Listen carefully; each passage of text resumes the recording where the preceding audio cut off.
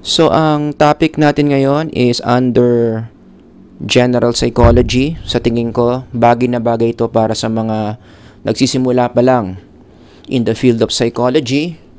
Two views of moral psychology. So, itong moral, may kinalaman to sa tama or mali, which is talagang pinag-uusapan in the field of psychology. Saan ba nanggagaling yung morality ng tao? Bakit mo alam na tama or mali yung isang bagay? That's one of the hottest debates na pinagtatalunan sa psychology. So pag-uusapan natin yan in this lecture. Basa lang ako ng biblical passages. Genesis 1:27. So God created man in His own image. In the image of God, He created him. Male and female, He created them. Punta tayo sa Psalms. For you formed my inward parts. You knitted me together in my mother's womb. And then punta tayo sa Hebrews, one of my favorites. I will put my laws, mga batas, mga set ng tama or mali, into their minds and write them on their hearts. As always, yung tatlong passages na yan, Hebrews, Psalms, and Genesis, may kinalaman yan sa topic natin on moral psychology. So the main question na gusto kong sagutin in this lecture, saan ba galing ang morality ng psyche? Which is again a very common question in psychology, kaya kung psych major ka, dapat concerned ka dito. I want to highlight on the word morality. Yan, namula.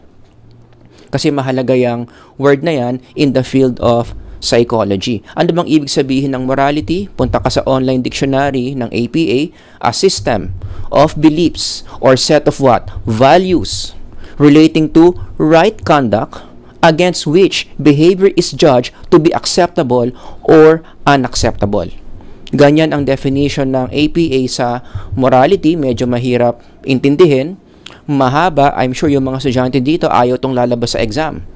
Gusto nyo yung mabilis lang maintindihan, so sinamarize ko. Or should I say, I paraphrase this.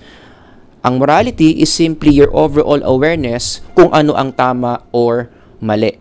So kapag na-explain mo sa akin ano yung mga bagay na tama at mali, at ipaliwanag mo bakit tama at bakit mali yung mga bagay na sinabi mo, then you are using your morality. Halimbawa, let's do an exercise. Sabihin mo sa akin kung per item, tama ba or mali, and then pause the video, ipaliwanag mo, kunwari kausap mo ako, bakit mo nasabing tama at bakit mo nasabing mali. Why are we doing this exercise? Kasi pinapa-experience ko sa inyo yung sense of morality ninyo. Number one, kumuha ka ng cup noodles sa 7-Eleven nang hindi mo binabayaran. Pasok ka, may cup noodles doon, nasarapan ka, kinuha mo, dire-diretso ka palabas, umuwi ka, niluto mo, kinain mo. Tama ba yung ginawa mo or mali? Bakit? Number 2, tinulungan mo yung matanda na tumawid dyan sa Vito Cruz. Nakita mo, mga 75 years old na matanda, meron na siyang tungkod, hindi siya makatawid. So, hininto mo yung mga dumadaan na sasakyan, tapos inalalayan mo si Lola tumawid, papunta sa kabilang side. Tama ba yung ginawa mo or mali? Number 3, sambahin si Lord araw-araw. Hindi ka lang Sunday nag-worship. Ginawa mong lifestyle yung pagsamba kay Lord. So, every day you read the Bible, every day you sing hymns, every day kinakausap mo siya sa prayer mo, tama ba yon? Number 4, mahal mo yung asawa mo, inaalagaan mo siya, hindi mo siya niloloko, lagi mo siyang pinagluluto, lagi mo siyang hatid sundo. Tama ba na mahalin mo yung asawa mo? Number 5, murahin ang kapitbahay na nagkakaraoke. Kasi pang 5 araw na, hindi ka makatulog every night kasi nga, nagkakaraoke yung kapitbahay mo, meron silang balikbayan na bisita na mahilig magkaraoke. O so, araw-araw, gabi-gabi, nagkakaraoke, ang pangit pa ng boses. Sintonado pa, hindi ka tuloy makatulog. So, hindi ka na nakatiis, isang araw, pumunta ka sa kapitbahay mo, kinatok mo, tapos minura mo silang lahat, na itigil na yung pagkakaraoke. Tama ba yon or mali? Okay, so as you do this exercise, kung ginawa nyo to, ibig sabihin, pinapractice nyo yung sense of morality ninyo. Nagets nyo? So yun yung ibig sabihin ng morality in psychology. Ngayon, merong isang experiment in the field of psychology, specifically DebPsych. Nanggagaling sa DebPsych itong experiment na to, where it really sparked controversy. Sa sobrang controversial nung results ng experiment niya, talagang doon nang galing yung question, saan galing ang morality ng psyche? Yung morality ba natin yung idea natin ng tama or mali, going back, yung mga ganyan natin, ito ba natutunan natin from the environment? Tinuruan ka lang ba ng school mo? Tinuruan ka lang ba ng parents mo? Kaya ganun yung mga sagot mo kanina? Or, could it be, posible kaya na yung sense of morality natin, by nature, meron na tayo. Hindi tinuro sa'yo. Inborn, alam mo kung ano ang tama or anong mali. So, ang implication nun, kung inborn ang sagot mo, hindi mo na kinakailangan turuan ng tao kung ano ang tama at mali kasi nga, innate, natural sa atin. Meron na kaagad tayong moral compass by the time pinanganak tayo sa mundo. So, ano yung experiment na yan na nag-spark ng ganyang controversy? Yung experiment ni Paul Bloom. Kung psych major ka, dapat kilala mo si Paul Bloom, nabasa mo yung mga studies ni Paul Bloom about the moral life of babies. Nagtuturo siya sa Yale University. So, sikat na teacher yan. No? So, marami naman siyang subjects na tinuturo, pero he is involved in a laboratory where they study infant cognition. And one of the components that they study among infants is the moral life of babies. Ang mga babies ba, saan ba nila natututunan yung tama or mali? Ang mga babies ba tinuturuan natin ng tama or mali? Or pinanganak pa lang ang isang baby, alam na niya kung ano ang tama or mali? So if you want to have a deeper understanding of the experiments done by Paul Bloom, gumawa ako ng lecture video dyan. Baka naman gusto niyong panoorin. Punta ka lang kayo sa YouTube channel ko, hanapin niyo tong title na to, Moral Life of Babies, baka naman. Again, baka naman gusto nyong panoorin, i-like nyo na rin, i-share nyo na rin. Wherein, in detail, in-explain ko dito kung paano ginawa ni Paul Bloom yung experiment niya on the moral life of babies. Which, by the way, nalimutan kong sabihin, because of this series of studies that Paul Bloom did tungkol sa moral life of babies, nagsulat siya ng libro dyan to summarize his findings. And this is one of the books I highly recommend. Basahin nyo, lalo na kung psych major ka, Just Babies, The Origins of Good and Evil. Dito, pinakilala ni Paul Bloom, or pinakita ni Paul Bloom, yung mga main findings niya sa kanyang mga experiments on the moral life of babies. Pero pangunahan ko na kayo, baka hindi kayo makatulog. Ano yung isa sa mga big findings, big conclusions ni Paul Bloom about the moral life of babies? Hold on to your seats. Hawakan nyo yung mga kinauupuan nyo because this is so big. Ang sinasabi ni Paul Bloom, our sense of morality. Yung reasoning natin kung ano ang tama or mali. Yung awareness natin ng right and wrong, inborn. Hindi mo kinakailangan turuan ng isang tao ng tama at mali, inborn, pinanganak pa lang tayo, alam na natin yon. Yun yung conclusion ni Paul Bloom in his series of experiments on the moral life of babies. At yung mga studies na yan based on hardcore scientific experiments. In fact, bigyan ko kayo ng isang sample ng experiment na ginamit ni Paul Bloom that led him to say na ang morality talaga natin is innate. Natural sa atin na meron tayong moral compass. Okay? So, imagine, may isang parent, may dala-dala siyang baby, pumunta sila sa isang laboratory. And then the baby na hawak ng parent nanood ng isang puppet show. Siyempre, para ma-capture yung attention ng baby, puppet show yung ginamit. Okay? So, in this puppet show, imagine ikaw yung baby, ito yung nakikita mo as the baby, si Puppet B naglalaro ng bola. So, nag-e-enjoy siya sa paglalaro ng bola. Accidentally, yung bola napunta sa side ni Puppet C. Si Puppet C, anong ginawa? Binalik niya kay Puppet B yung bolang napunta sa kanya. So, Puppet C is a nice puppet. Mabait. May kakilala ka bang ganyan? Yung nagbabalik ng bagay na hindi kanya. Yun. I'm sure yung taong yon mabait. In the same way, itong Puppet C na to, mabait. So, nakita ng babies yan. Mabait yung Puppet C, sinosoli niya yung hindi kanya. So, naglaro ulit si Puppet B ng bola, and then accidentally napunta kay Puppet A. Si Puppet A, imbis na isoli niya kay Puppet B, ang ginawa ni Puppet A, tinakbo niya yung bola. Hindi na niya binalik kay Puppet B. May kakilala ba kayong ganyan? Kumukuha ng bagay or ng tao na hindi kanya. Naku, ilagay nyo sa comment section kung sino yan. Of course, joke lang. Huwag nyong gawin, no? So, yun yung nakita ng mga babies. Isang puppet na nice, who is Puppet C, and another puppet who is naughty, who is Puppet A. So, at the end of that puppet show, Yung babies, pinakita sa kanila si Puppet A at si Puppet C, and the experimenters would like to find out sino ang preference ng baby. Sino yung mas pipiliin niya? Sino yung mas gusto niya? Ano yung preferred puppet niya? And according to the results, 80% of the babies tested, mas gusto si Puppet C. Sino si Puppet C? Yung mabait na puppet. At ano ang explanation? Bakit mas gusto nila si Puppet C? Because Puppet C did a moral behavior. Mabait. Meron siyang magandang ginawa sa kapwa niya. Kaya 80% of them recognize that this is good behavior. Gusto si Puppet C. Ayaw nila kay Puppet A na salbahe. Nagigets nyo? At anong age ng mga babies involved in this experiment? As young as 5 months. In fact, may mga babies pa nga sila 3 months pa lang. They can already recognize good behaviors from evil behaviors. Again, if you want to dig deeper into this experiment, gumawa ako ng lecture video dyan, baka naman gusto nyong panoorin. Marami pa kasing experiments na ginawa other than the one I presented now. So dito ko diniscuss yun in this lecture.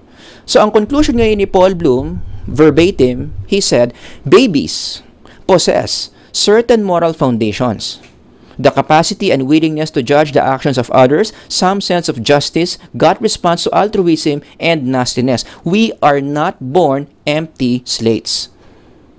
Recognize that, Psych Major? Sino nagsabi na ang tao daw nang pinanganak sa mundo empty slate?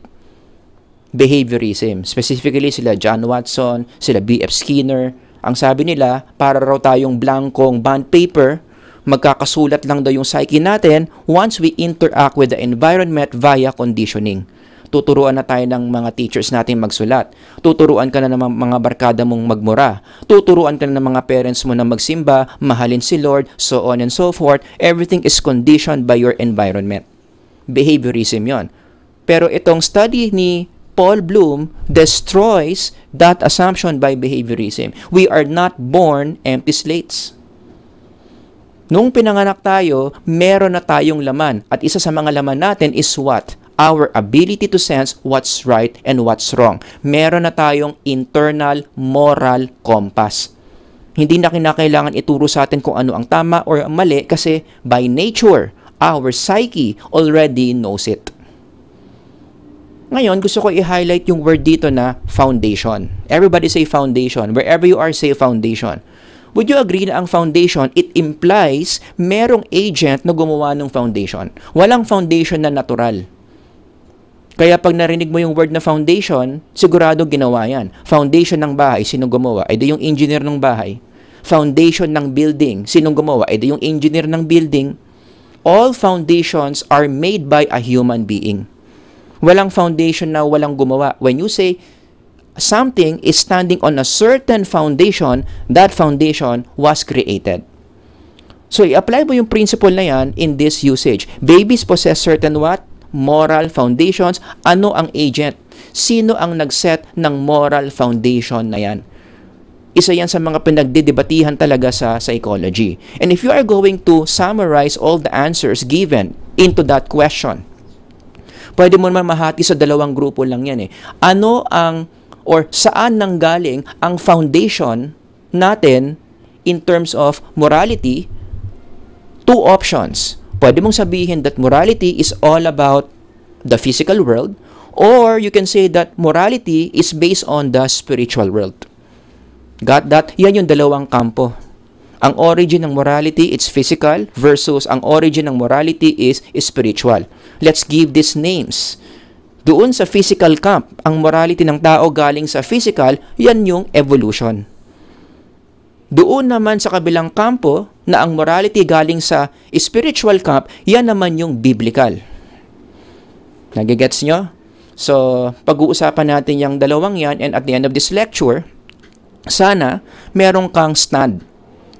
Kung sa tingin mo, alin dito yung mas logical na paniwalaan ng isang psych major tungkol sa saan galing yung morality ng tao. Okay, so unahin natin yung evolution. Ano ba yung mga major claims ng evolution about morality? Ganito ang storya. It started with nothing. Then suddenly there's a big bang somewhere in the heavens.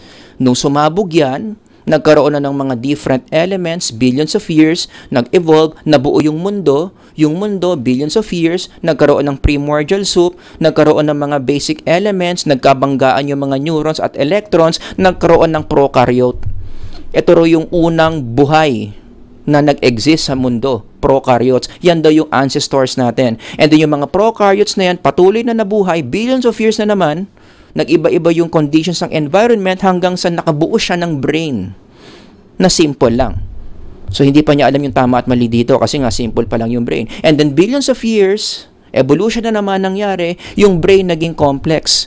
Nung naging complex na yung brain, medyo lumaki na yung brain, galing sa maliit, doon na ngayon nagkaroon ng capacity yung brain na makasense ng morality. One day, na-sense ng brain na may mga bagay sa mundo na tama at mali. Alright? So, in general, that's the process of evolution. Of course, marami akong hindi sinabi dito kasi hindi naman ako tungkol sa evolution, but pretty much, that's the summary of how the evolutionary process works. So, ano yung mga weaknesses ng theory of evolution in understanding human morality? Gusto ko tong i-expose kasi marami mga tao akala ito yung mas tama na paniwalaan mo tungkol sa kung saan galing ang morality without realizing its problems. So sana makatulong to sa pag-expose ng mga weaknesses, ng mga problems ng theory of evolution. Number one, ang unang problema dyan is yung theory of evolution in itself is a physical theory. Everybody say physical. Ang theory of evolution, ginawa yan para ipaliwanag ang isang bagay sa physical world. Pang-physical sciences ang theory of evolution. Therefore, hindi mo dapat ina-apply ang isang physical theory kapag ang pinag-uusapan mo is something non-physical tulad ng morality. Diba ang morality, hindi naman physical yan. Hindi mo naman nahahawakan yung morality. Hindi mo naman pinupunasan yung morality. Hindi mo naman hinuhugasan yung morality mo. It's non-physical. So, it's illogical na ipiliwanag mo yung non-physical morality using a theory na pang-physical. In fact, to further illustrate what I'm saying, ano ba yung question na sinasagot ng theory of evolution? Nung ginawa ni Charles Darwin yan, meron siyang tanong na gusto niyang sagutin, which is, bakit ba iba-iba ang itsura ng different organisms in the world? That's the main question evolution wants to answer. So, nung sinulat ni Charles Darwin yung libro niya where he introduced the theory of evolution, the origins of the species, yung mga examples niya dyan, puro physical. Bakit nag-iiba-iba ang forma ng pakpak? Bakit nag-iiba-iba ang forma ng tuka? Bakit iba-iba ang itsura ng katawan ng iba't ibang mga hayop in different parts of the world? The theory of evolution explains the process that makes that possible. Nagigets nyo? It's a physical-based theory. Kaya ang sinasabi ko dito, the process of evolution only applies to who? Biological organisms. Hindi dapat yan ina-apply kasama ang psyche because psyche is something non-physical. Kasi ang morality component ng psyche yan, which is non-physical, so hindi applicable yung mga sinasabi ng evolution in understanding our psyche, specifically our morality. Hindi dapat ina-apply. Kaya malaki ang problema ko sa field na evolutionary psychology because I think it's such a contradiction. Kasi yung proseso ng evolution, pang-physical. Pag sinabi mong evolution, ang assumption kaagad niyan, ano yung nag-e-evolve? Something physical, hindi pwedeng non-physical such as the psyche. You see the contradiction in those words. Evolutionary psychology. Hindi naman nag-e-evolve yung non-physical na psyche. Ang nag-e-evolve yung katawan na kinalalagyan ng physical psyche. In fact, APA even supports yung view na sinasabi ko. Pumunta ka sa online dictionary nila, ito raw yung definition ng evolution, focus on the red words. What do you notice about the red words? All of these words may kinalaman sa something physical. The process of what daw? Gradual change in the appearance. Everybody say appearance. Pag sinabi mong appearance, physical yan. Nagbabago yung katawan na pinag-uusapan sa evolution. Ano yung nagbabago ng physical appearance? Yung organisms. Ano ang root word ng organisms? Yung organ, which is physical. Kasi ganyan ang pananaw ng biology sa tao, no? Pinagdikit-dikit na organs.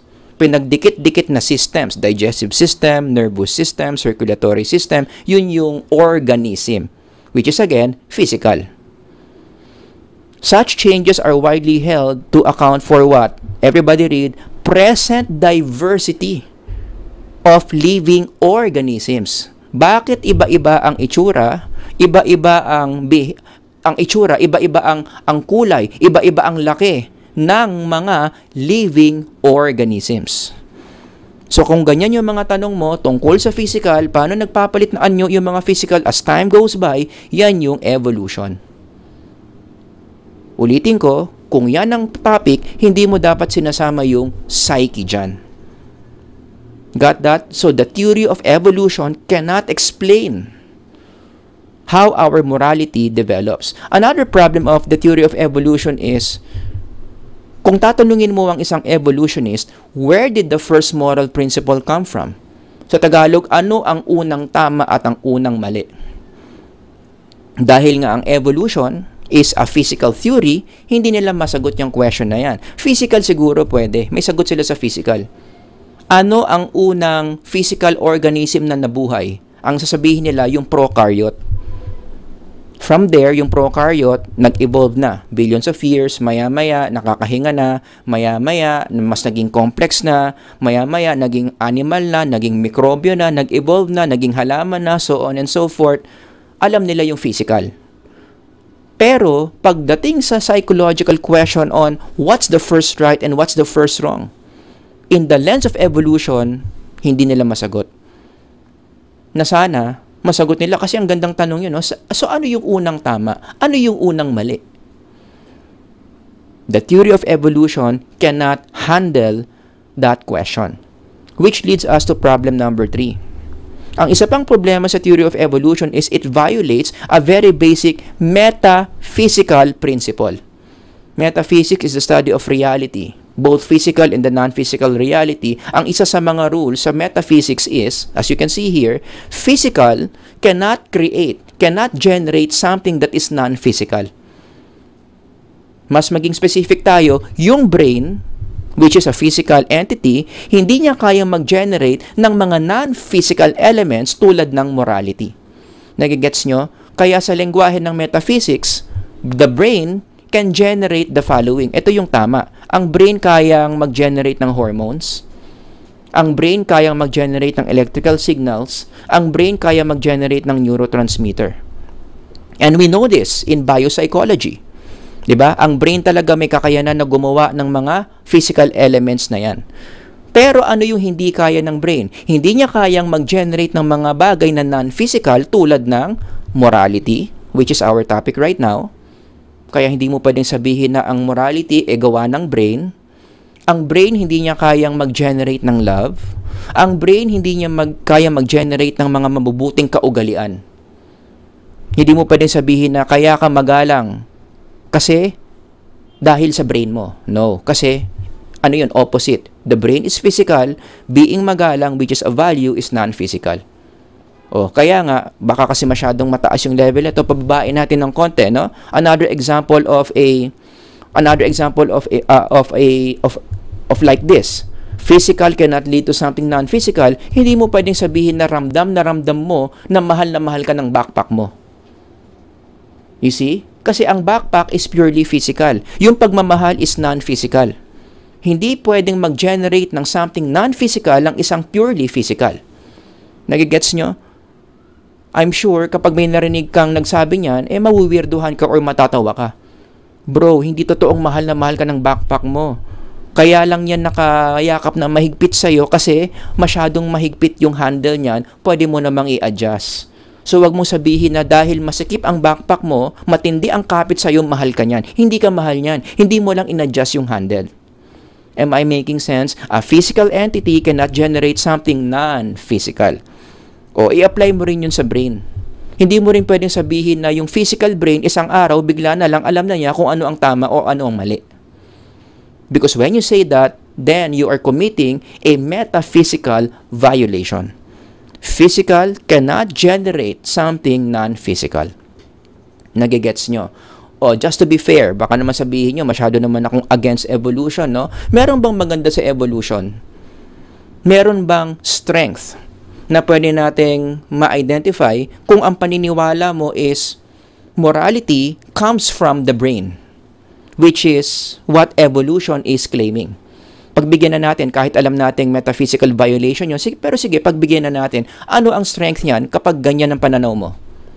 Ako, ang nakikita kong strength dyan, when you believe that morality comes from the brain, comes from evolution, is it neutralizes morality.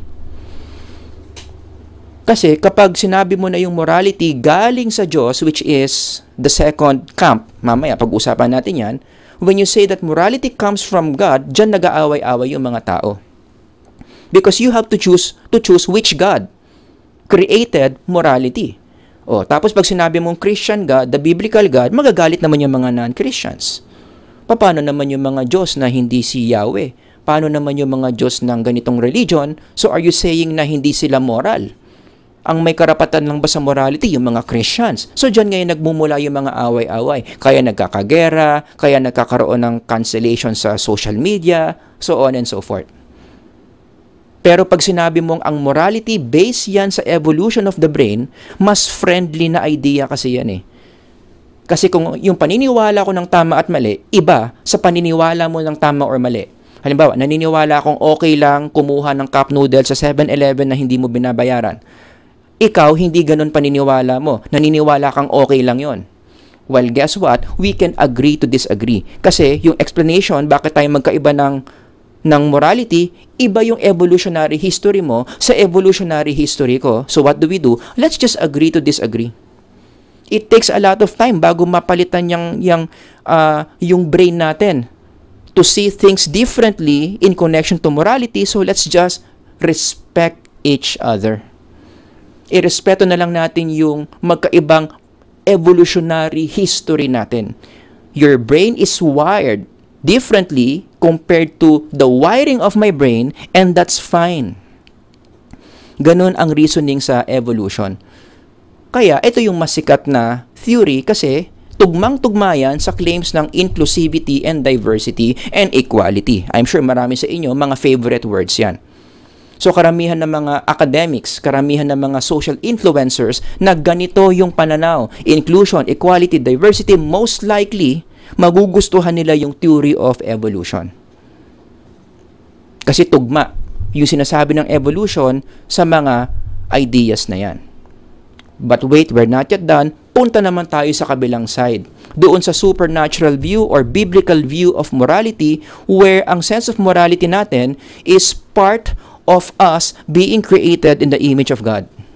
Kaya mo alam yung tama at mali kasi yung Diyos na gumawa sa'yo, siya yung tama or mali. Alam niya yung tama or mali. So when He created humans in His own image, spiritually, namana natin yung ganong awareness. God has written the right things and the wrong things in the human psyche para mas maging maayos yung pamumuhay natin in this world. Yun yung Hebrews 8:10. I will put my laws into their minds and write them on their hearts. Yung binasa natin kanina sa opening verse. Pwede mo na rin isama dito yung Psalms. Yung Psalms. You formed my inward parts, you knitted me together in my mother's womb. Yung inward parts dito, kasama na rin dyan yung moral component mo. So, nung ginagawa ka ng Diyos, in His own image, spiritually, namana mo sa Diyos yung sense of what's right and what's wrong. Nagigets nyo? Yun yung biblical view of morality. O ngayon, ano yung weakness niyan? O para fair tayo, baka sabihin nyo, tuwing Bible lang sinasabi ko dito, walang weakness. Ito, meron. Ang nakikita kong weakness when you believe that morality is based on supernatural source is it's empirically unverifiable. You agree? Hindi mo naman nakikita si Lord na gumagawa ng tao in His own image at nakikita mo yung transfer of moral awareness mula sa Kanya papunta sa ginagawa Niya. Hindi mo naman nakikita yun eh. Wala kang patunay. Wala kang picture. Wala kang video na nangyayari yan. Diba? At yan yung madalas na idea na gagamitin ng mga atheists or anti-spiritual people against people who believe in this. Eh, hindi naman scientific yung pinaniniwalaan nyo eh. Anong sagot doon? Kung may narinig kang tao na gano'n na sinasabi sa'yo to attack your faith, well, ang response ko dyan is, Totoo naman na empirically unverifiable yan.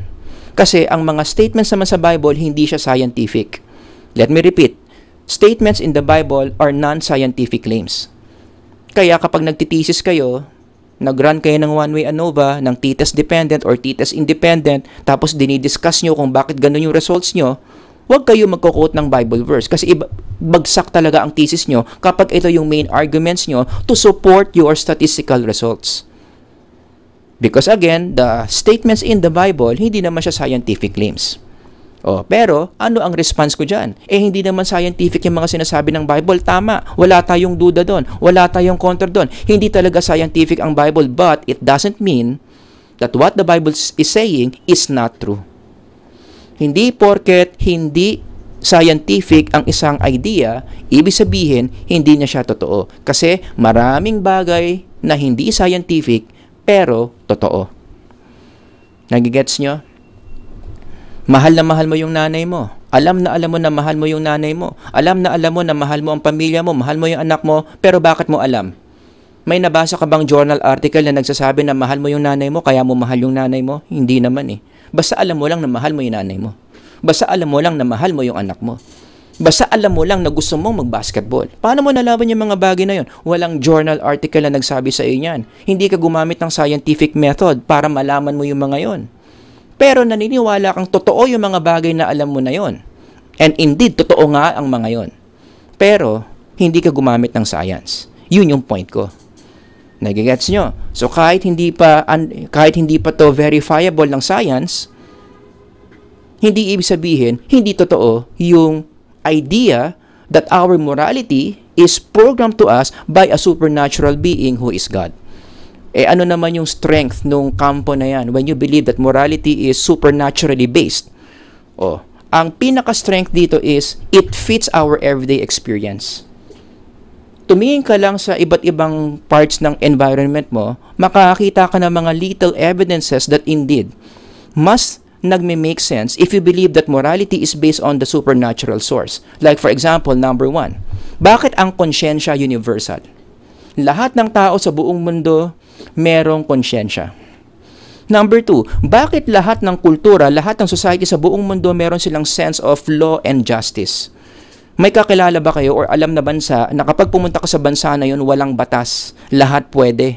Walang uhuli sa'yo kung may nagawa kang tama or kung may nagawa kang mali, I mean. Wala silang pakialam kung ano ang tama or anong mali. I don't think meron. Kasi lahat ng bansa na alam ko, meron silang set of laws. Meron silang mga batas.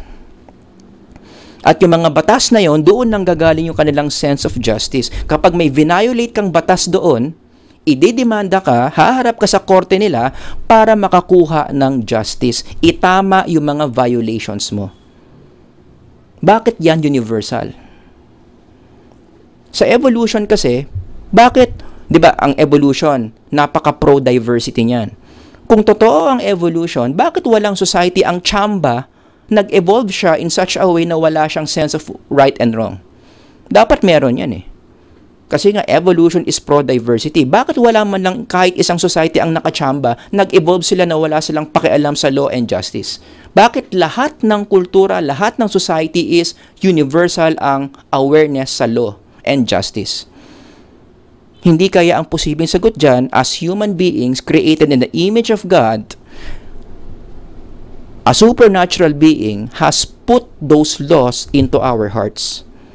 Kaya kahit saan mo padali ng tao na magsimula siya ng civilization doon, hindi mawawala sa awareness niya na kailangan malaman ng isang society kung ano ang tama at ano ang mali para mag-succeed yung society na yon, di ba? Mas fit yan eh sa Hebrews 8:10. By human default, we know what's right and what's wrong because it's written in our hearts and minds. And number 3, dito na ngayon papasok si Paul Bloom. Bakit sa experiment ni Paul Bloom, hindi mo kinakailangan ng experience para malaman mo ang tama at ang mali? Again, yung sagot dyan, very in line with Hebrews 8:10. Maybe because, although we cannot empirically verify, but it fits the experience, no? Maybe because, kaya hindi mo kailangan ng experience to sense morality because it is built in you. Nagigets nyo? So yun yung dalawang kampo. Morality is just a physical product versus morality is programmed to us by God. In closing, bilang isang psych major, dapat meron kang stand dyan. Ito yung dapat pinag-iisipan mo habang nagkakape ka sa Starbucks. Ito yung dapat na sinesettle mo habang nakatambay ka sa SM or sa Robinson or kung saan ka mang tumatambay. As a psych major, saan mo dapat i-attribute? Ano dapat ang piliin mong kampo when it comes to the origin of morality? Sa evolution camp or sa supernatural camp? Actually, for those of you who are asking that question now, let me guide you. Kung ano yung dapat yung iniisip ngayon, no? Alin kaya sa dalawang kampong yan ang mas inline, mas tugma sa nature ng psychology? May clue na nga kayo dito, 'di ba? Ano yung root word ng psychology? Paulit-ulit ako dito sa channel na to, psyche, which means the spirit, the soul, or in Tagalog, kaluluwa, espiritu. Yan ang pinag-aaralan sa psychology, the scientific study of the spirit. Ang tanong, saan mas bagay yung psyche? Sa physical world or sa supernatural world? Kung magiging honest ka lang sa sarili mo, mas tugma yung konsepto ng psyche sa psychology sa supernatural source compared to the physical source. Kaya kung magiging honest ka lang, this makes more sense. Mas conceptually correct na sabihin mo na yung sense of morality ng psyche, which is non-physical, comes from a non-physical source. Dito wala kang metaphysical violation. Dito meron. Pag ipilit mo na ang psyche, yung moral awareness ng psyche galing dito, pinaninindigan mo yung metaphysical violation na sinabi ko kanina. That physical cannot generate something that is non-physical. Nagigets nyo? Ipilit mo ng ipilit na yung moral awareness ng tao galing sa evolution, galing sa brain, naka-hardwired sa brain natin. It's like you're saying, bigla na lang nalaman ng utak ko na mahal kita. Sabihin mo yan sa misis mo. Alam mo paano ko nalaman na mahal kita? Alam mo paano ko nalaman na ikaw yung tamang tao para sa akin? Kasi isang araw, bigla na lang sinabi ng utak ko na ikaw ang tamang tao para sa akin. Hindi sweet yun. That claim does not make sense. Para mo nang sinabi na bigla na lang nalaman ng silya ko na masama pala ang ugali ko kasi ang likot ko tuwing nakaupo ako. Diba? I mean, seemingly these statements are funny, but these statements are metaphysical violations. Pero ganyan ang reasoning mo kapag pinipilit mo na ang moral awareness ng tao is purely a physical process. That the brain can generate certain moral principles. Pero magugulat ka, ang tawag nila sa evolution is scientific. Pero believe it or not, hindi pa naipakita sa laboratory yan na ang isang brain nakapag-generate siya ng isang tama or mali sa buhay. Never pang naipakita sa laboratory yan. Okay? Pero ang tawag nila sa evolution is scientific. So you have to question that also. Ang evolution ba talaga is a scientific theory? Nako, dig deeper and you will see it's really not. Alright? Anyway, doon sa kabilang kampo, when you say na ang morality is supernatural ang source, mas inline siya, mas tugma siya. Kaya nga natin binasa kanina yung mga passages kanina. 'Di ba? If galing sa spiritual ang origin ng morality, ano ngayon? Yan ngayon yung pag-usapan natin. Ano ngayon ang implication niyan? Kung talagang naniniwala ka na ang morality ng tao, ang basis niyan is supernatural source. I will put my laws into their minds and write them on their hearts. Anong implication niyan in the way you apply psychology in our everyday life? Na sana, at this point, nakumbinsi kita na ito talaga yung mas nagme-make sense. Okay? So, ito na yung pinili mo. Sana. Ano ang implication yan in practicing psychology? Yan ngayon yung next lecture ko na dapat nyong abangan. Ang title, so far, pwede pang magbago, Supernatural View of Morality and Therapy. Iko-connect natin yung idea na yan na ang morality galing sa supernatural God sa idea ng pagte-therapy na ginagawa ng mga psychologist. Kasi ang laki ng implications yan kung ito ang model mo. Versus kung ito ang model mo. So, ikukumpara ulit natin yung dalawang yan in this lecture. Saan mas successful ang therapy? Kapag naniniwala ka na ang morality ng tao galing dito or galing dito, abangan nyo yan in this lecture. Alright? So, yun ang dalawang views, dalawang pananaw ng moral psychology, evolutionary or supernatural. Sana na-convince ko kayo that it makes more sense na paniwalaan mo na ang sense of morality ng tao is from the supernatural God who is the God of the Bible. Alright? Anyway, kung may mga tanong kayo or comments, ilagay nyo lang dyan sa baba. Sir Howard here. God bless everyone. Bye-bye.